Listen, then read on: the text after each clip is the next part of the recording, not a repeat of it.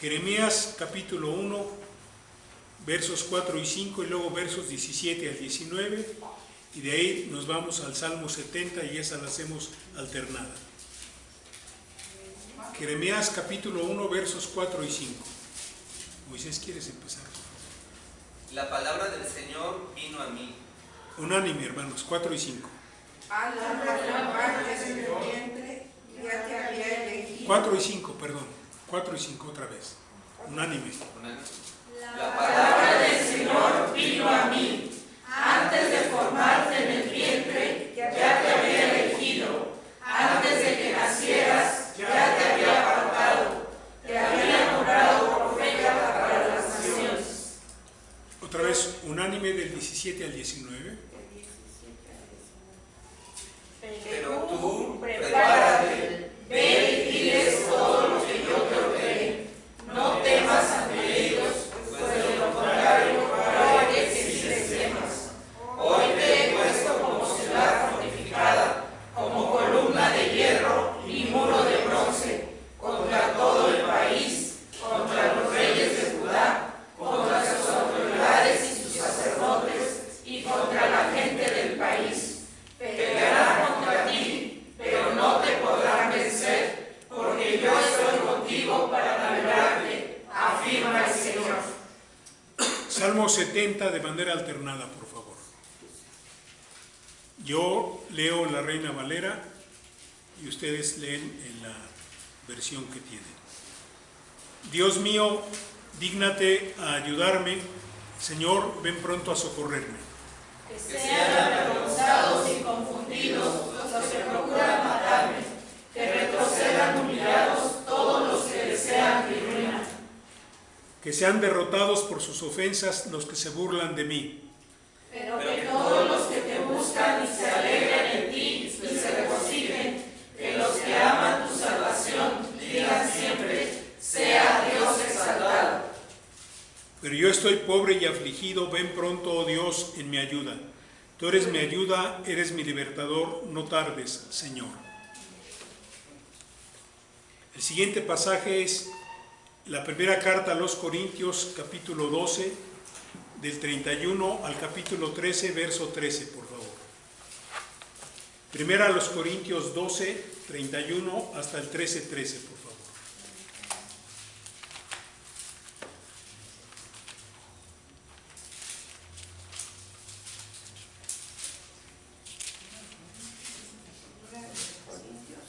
Capítulo 12, 31 hasta el 13, 13, por favor.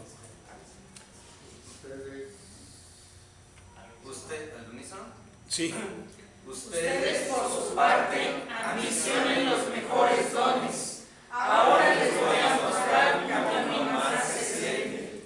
Si hablo en lenguas humanas y angelicales, pero no tengo amor, no soy más que un metal que resuena o un platillo que hace ruido. Si tengo el don de profecía y entiendo todos los misterios y poseo todo conocimiento, y si tengo una fe que logra trasladar montañas, pero me falta el amor, no soy nada. Si reparto entre los pobres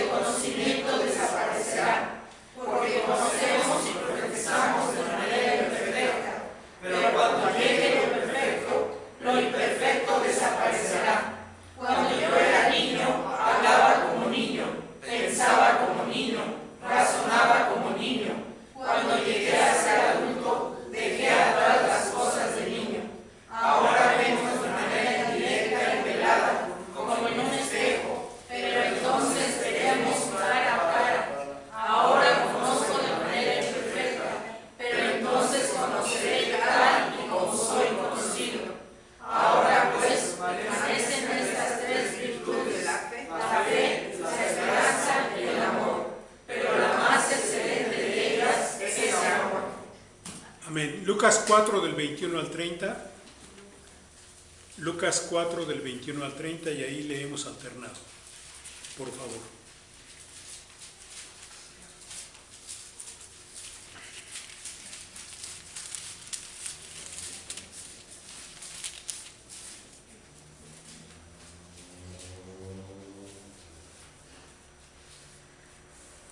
Dice la palabra de nuestro Dios. Entonces él comenzó a decirles: hoy se ha cumplido esta escritura delante de ustedes.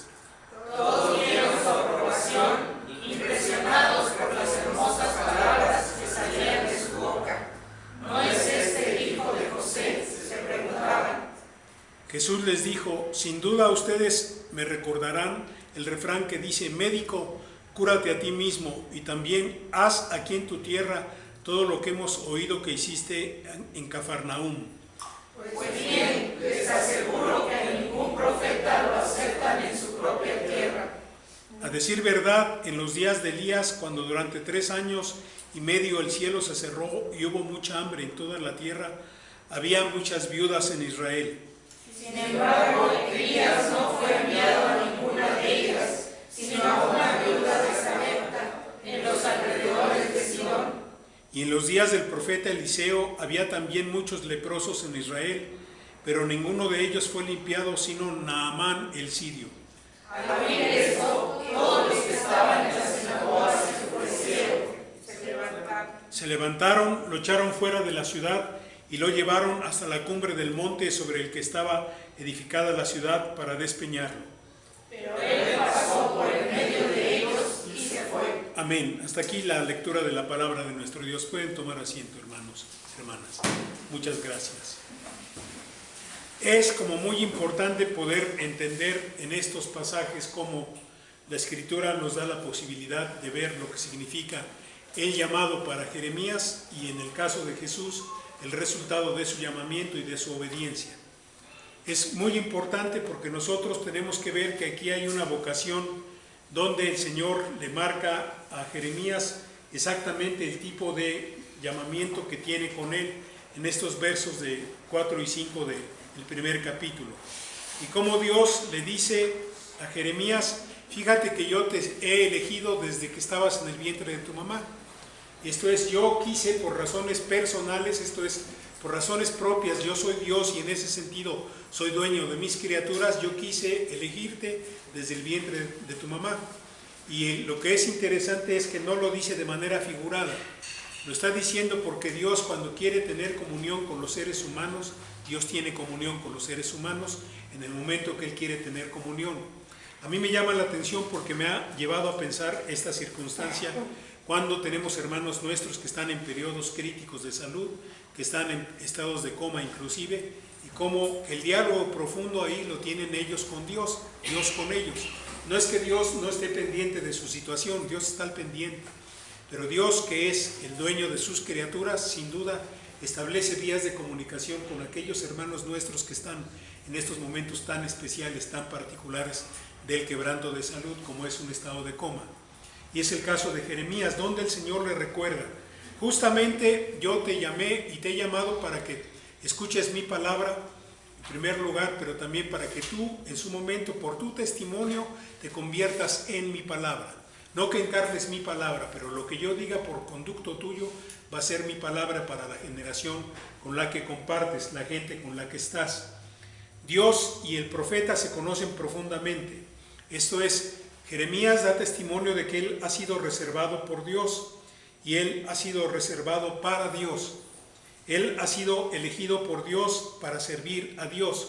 Por eso el Señor le dice: no tengas ningún miedo, porque ahora que tú ejerzas tu ministerio, vas a tocar intereses de muchas personas, vas a tocar la circunstancia personal de reyes, de sacerdotes, de ministros y de propietarios.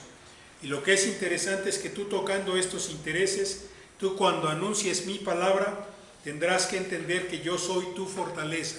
Por favor, no tengas miedo, le dice el Señor al profeta. Yo te voy a fortalecer. No es algo que tú vas a encontrar como un recurso personal, emocional en ti. Yo voy a ser quien te dé la fortaleza, porque yo te estoy llamando justamente a enfrentar una circunstancia adversa. Y eso es muy interesante porque es una circunstancia semejante a la que vive el Señor Jesús. Lee el rollo de Isaías y lee: el Espíritu del Señor está sobre mí. Deposita el rollo, se lo da al responsable de la sinagoga. Todo el mundo está esperando una palabra sabia, una palabra docta del que acaba de leer, y están por eso a la expectativa. Y él les tiene la declaración de Dios. Hoy se ha cumplido esta escritura delante de ustedes. Y todo el mundo dice: ¿pero qué te pasa, no? Todo el mundo le reclama porque aparentemente es arrogancia de parte de Jesús. No, el Señor Jesús tiene tal comunión con el Padre, tiene tan claro su vocación, tiene tan claro su llamamiento, que es capaz de decir: es el momento en que yo tengo que decirle a la gente que así es como Dios trabaja, así es como Dios envía su respuesta, así es como Dios quiere trabajar en la historia de los seres humanos, con personas de las que nadie espera lo que Dios quiere que nos comuniquen. Es el caso específico de Jeremías y el caso específico del Señor Jesús. Por eso en el caso de Lucas nos dice: y todo el mundo cuando oyó que dijo: ¿no es aquel a quien conocemos como el hijo del carpintero? No. ¿Por qué? Porque en lugar de entender el modo misterioso como Dios trabaja, la oportunidad que Dios les da la reducen a lo cotidiano. Es que lo conocemos, ¿qué podemos esperar de este sujeto, no? De repente está teniendo un atrevimiento máximo que no tiene nadie más. O sea, ¿qué podemos esperar del hijo de un carpintero? Pues lo único que acabo de leer, es lo único que tienen que esperar, lo que el Señor Jesús de alguna manera les da a conocer. Por eso cuando intentan interpelarlo y él responde, les tiene que poner dos ejemplos sorprendentes: el caso de Elías con la viuda de Sarepta y el caso de Eliseo en el caso de Naamán. Cómo el Señor se revela a quien Él quiere y como Él quiere. En el caso de Elías le dice: había una circunstancia crítica en todo el pueblo de Israel, había un montón de viudas, pero Dios eligió a la viuda de Sarepta para que ahí Elías pudiese ejercer su ministerio. Esto es, Dios le habla muy directamente a quien le quiere hablar. Así es de que por favor no piensen que Dios es arbitrario nada más porque a ustedes no les cabe que el hijo de un carpintero tenga que interpretar las verdades que Dios está enseñando. Y también les pone el ejemplo de Naamán, ¿no? Naamán ni siquiera era del pueblo de Dios, era un hombre ajeno al pueblo de Dios, pero tiene la oportunidad de conocer la verdad de Dios, se acerca al profeta de Dios y el profeta de Dios lo desafía. Y el profeta de Dios lo interpela y le dice: mira, aquí tú vienes en condición de poderoso, en condición de rey, en condición de gente que tiene muchos súbditos, pero para hacer posible que Dios trabaje en tu vida necesitas humillarte, necesitas entender que las rutas que tú conoces, que las rutas que tú estás acostumbrado a transitar son diferentes. Por favor, desciende tú de tu montura y por favor ven conmigo y te vas a meter al río, ¿no es cierto? Y el río no era un río limpio, entre comillas, no era un río que arrastraba mucho lodo, digamos, mucha tierra. Y obviamente alguien que está acostumbrado a vivir bien y de repente ve eso, qué desafío tan grande el de Dios, ¿no? O sea, Dios primero me baja de la montura y segundo me pone frente a un sujeto que aparte de calvo es un hombre que me pone cosas ilógicas frente a mí, y tienes que hacerlo una vez y otra vez y otra vez y otra vez hasta que Dios te sane. Y lo tiene que hacer una vez y lo tiene que hacer otra vez y lo tiene que hacer otra vez hasta que Dios lo sana, hasta que está completamente limpio. Y el Señor Jesús le repite a esa generación que está dudando de Él en la sinagoga que es el modo como Dios procede. Oh sorpresa, se enojan, porque no puede ser que alguien interprete la Escritura de una manera tan arbitraria, de una manera tan extraña, y entonces intentan matarlo, intentan despeñarlo, porque es el modo como ellos reaccionan. Una reacción violenta y curiosamente una reacción que lo que buscaba era justamente callar al Señor Jesús. Pero el Señor Jesús está tan claro de la promesa de Dios a Jeremías que Dios le dijo: yo te voy a fortalecer, yo te voy a dar el carácter para que tú puedas sobrevivir a cualquier circunstancia, no obstante lo difícil que pueda parecer. Y yo, como le dije al profeta, te digo a ti que tú te debes a la palabra que yo te encomendé. Y en ese sentido no puedes dejar de anunciarla. Por eso en Lucas se nos platica que cuando intentan despeñarlo, el Señor Jesús tiene tanta claridad de que no hay fuerza humana capaz de acallar la palabra de Dios, que camina en medio de ellos y se va, ¿no? porque justamente es la confianza que Dios quiere que el profeta tenga. Cuando Dios me llama a predicar su palabra, no tengo que tener miedo. Cuando Dios me pide que hable con los poderosos, que denuncie los intereses personales, que denuncie estructuras sociales injustas o estructuras administrativas injustas, tengo que hacerlo en el nombre de Dios, y Él me dice: yo te voy a fortalecer. No te puse un chip interno para que por ahí encuentres el encadenamiento de emociones para que te sientas fuerte y valiente y lo hagas. De ninguna manera. Yo me voy a encargar de fortalecerte. Esto no es algo que tú tienes en tu estructura emocional, no es algo que tú tienes por ahí en tu repertorio de experiencias. Es algo, la fortaleza yo te la voy a dar, porque a veces pensamos que basta con que una persona tenga ciertas experiencias para haber acumulado confianza en su Señor. Pero no, Jesús y la viuda de Sarepta confiaron en la palabra de Dios. Jesús y Naamán confiaron en la palabra de Dios. Y en el caso de la viuda de Sarepta, confió ella en la palabra de Dios, y la palabra de Dios la bendijo a ella y bendijo a su hijo. Esa es la enorme ventaja de confiar en la palabra de nuestro Dios. Jesús trabajó con leprosos. Jesús se humilló y Jesús pudo ver los milagros que Dios quiso hacer por conducto de él. Naamán tuvo que aprender que tenía que humillarse y que deponer el orgullo y entonces obedecer. Y es muy interesante porque cuando nosotros leemos el pasaje de Isaías que se refiere al ministerio del Señor Jesús, el Espíritu del Señor está sobre mí, me ha ungido para proclamar buenas nuevas a los pobres, me ha enviado a proclamar libertad a los cautivos, a dar vista a los ciegos y poner en libertad a los oprimidos, y a proclamar el año de la buena voluntad del Señor. Cuando nosotros leemos eso, podemos entender justamente que ni la viuda de Sarepta ni Naamán eran cercanos al Señor. Sin embargo, fueron alcanzados, porque así es la misericordia de Dios, y fueron alcanzados desde la fidelidad del profeta Elías y desde el compromiso concreto del profeta Eliseo. Por eso al Señor Jesús lo intentan matar. La palabra de Dios no puede morir. La palabra de Dios solamente está destinada para los pobres, para los marginados, para los excluidos.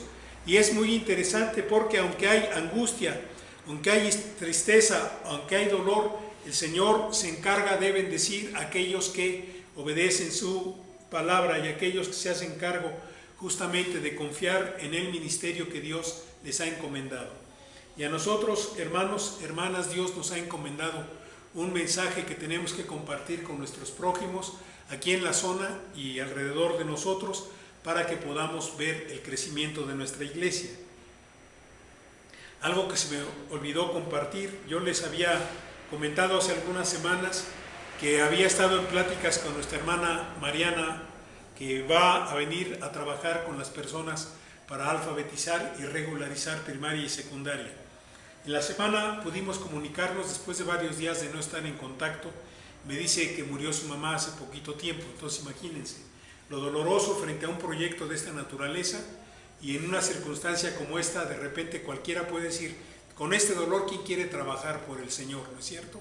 Para que oremos por nuestra hermana Mariana y que ese proyecto que tenemos de poder alcanzar a las personas para que regularicen su primaria, secundaria, aprendan a leer y a escribir, no sea saboteado por un dolor como una pérdida de este tamaño, ¿no? Para que podamos nosotros pedirle al Señor que Él sea fortaleza de nuestra hermana y de los hermanos que pasan por circunstancias tan críticas como la hermana de Guadalajara, como el marido, el exmarido y los muchachos que en este dolor, en esta incertidumbre están pensando que ya se acabó toda posibilidad de vínculo con su Señor, toda posibilidad de discipulado, toda posibilidad de obediencia. Porque siempre pasa eso, que los seres humanos no le damos el peso específico a lo que significa que Dios nos haya llamado, que Dios haya depositado dones en nosotros y la confianza de que nosotros nos vamos a hacer responsables de las tareas que nos encomienda.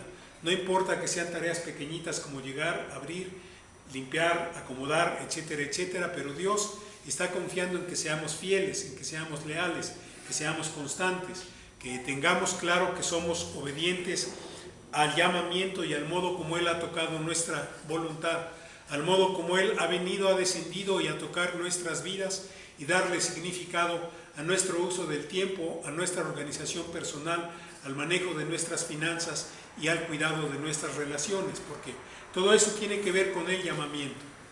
Y es muy importante que cada uno de nosotros entendamos que hay una vocación y también en esa vocación el llamado está implícito, pero cada uno de nosotros debe tener la capacidad de ser la palabra de Dios en medio del pueblo, en medio de la generación con la que uno convive. El caso específico de Jeremías. Dios lo llama, Dios le da conciencia de su llamamiento, Dios le da la posibilidad de dar testimonio de ese llamamiento para que Él a su vez se convierta en su palabra en medio de su pueblo. Y si yo no tengo presente eso, hagamos de cuenta que no he entendido el Evangelio, porque yo tengo que tener presente que yo significo eso para los demás. Para la generación con la que comparto yo significo el Evangelio encarnado. El modo como yo crea, el modo como yo profundice en mi obediencia, el modo como yo logre explicar mi relación con Dios va a impactar la vida y las relaciones que tengo con mi prójimo. Y eso es como muy importante para que ninguno de nosotros piense que como no hay resultados aparentes, es tiempo de decir no vale la pena, porque eso es la gran tentación. Y es importante tenerlo presente otra vez, porque al Señor Jesús, imagínense lo que era estar en medio de la turba y tener que decir la palabra de Dios, nadie la va a poder detener. Entonces, bueno, pasa en medio de ellos, porque todos ellos estaban enardecidos por el fanatismo, estaban enardecidos por la sin razón del modo de entender las cosas, que es lo que estaba en pleito ahí. Señor Jesús les dice, es que Dios cuando habla, habla como Él quiere, y le habla a quien Él quiere. Ahí está la viuda, y ahí está aquel poderoso a quienes Dios les habla y con quienes Dios trabaja, para que nosotros podamos decirle eso a nuestro prójimo, para que nuestro prójimo, incluso nuestro familiar, sea capaz de ver que efectivamente Dios está trabajando en nuestras vidas y Dios está haciendo cargo de nosotros y está bendiciéndonos justamente para que nosotros seamos capaces de encarnar para ellos lo que es la bendición de Dios, lo que es el alcance de la misericordia de Dios y lo que es el Evangelio de Jesucristo, que tiene que ver con el perdón de los pecados, que tiene que ver con el nuevo nacimiento, que tiene que ver con la conducta de santidad y que tiene que ver con el compañerismo fraterno, que tiene que ver con el amor en nuestras relaciones y que tiene que ver con la capacidad de decidir y de definir cómo voy a edificar la vida de mi hermano, de mi hermana, porque también es una preocupación que debemos tener. Por eso Pablo le dice a los corintios, hermanos, por favor, tengan presente todo lo que es la misericordia de Dios, pero por favor no olviden que lo más importante de todo esto es el don del amor. No se puede tener conocimientos amplios, no se puede decir, yo puedo recitar la Biblia de Génesis a Apocalipsis y de Apocalipsis a Génesis si no se tiene amor. Y Pablo en ese sentido es muy claro con los hermanos. Procuren los mejores dones, pero por favor procuren sobre todas las cosas el amor. Que no se les olvide que se trata precisamente de eso, de amar y de poder vivir el amor como el don que es. Esto es como un regalo que Dios nos da. Lo hemos dicho en alguna de las clases, que cuando se habla de la gracia de Dios, los hermanos que tradujeron al latín la escritura para hablar de la gracia de Dios pusieron caris, charis, caris, y de ahí se deriva carismata para hablar de los dones en la escritura. Y los dones tienen que ver con la gracia de Dios, y el don del amor tiene que ver con la gracia de Dios. Hermanos, tenemos que hacer todo lo que hacemos desde el don del amor que Dios ha derramado en nuestros corazones, el don del amor que Dios nos ha dado para enseñar, para instruir, para discipular, para evangelizar, para consolar, para poder enderezar a los hermanos que tienen dificultades y que necesitan de nuestro consejo pastoral como pastoral fraternal. Que Dios nos dé la bendición, amados hermanos y hermanas, de afianzarnos en esta su palabra, que nos dé la bendición de amarle a Él desde la vocación con que nos ha llamado y desde la gratitud de haber depositado en nuestra humanidad tan amplia responsabilidad, porque es una responsabilidad muy, muy amplia la que nos ha dado a partir de que nos llamó. Pero también nos ha dado la promesa de que Él nos va a dar la fortaleza y nos va a dar la capacidad de no sentir miedo en la circunstancia que nos toque estar. Me recuerdo mucho de una ocasión que estábamos justamente acompañando a Marcela Briceño en el reclusorio norte y yo llevando el testimonio que el Señor me permite llevar las veces que pude visitar el reclusorio, y de repente, ¿no te da miedo? Le digo, no, no me da miedo. Y no porque sea yo muy valiente, sino porque lo más que pueden hacer es matarme. Y si me matan, me hacen un favor, me mandan a vivir con Cristo, lo cual es mucho mejor. No tengo miedo, ¿sí? Y no porque, insisto, sea yo arrogante, no es por esa razón. Desde luego que es peligroso entrar a un lugar de esos, desde luego que hay algunos de ellos que son personas muy incómodas. Me acuerdo mucho de uno de ellos que me abrazó del cuello y me empezó a apretar, hablando conmigo, según él jugando, me estaba apretando en serio, ¿no? Me estaba asfixiando. Yo dije, Señor, si es la hora, ¿no? Estoy en tus manos. Me soltó.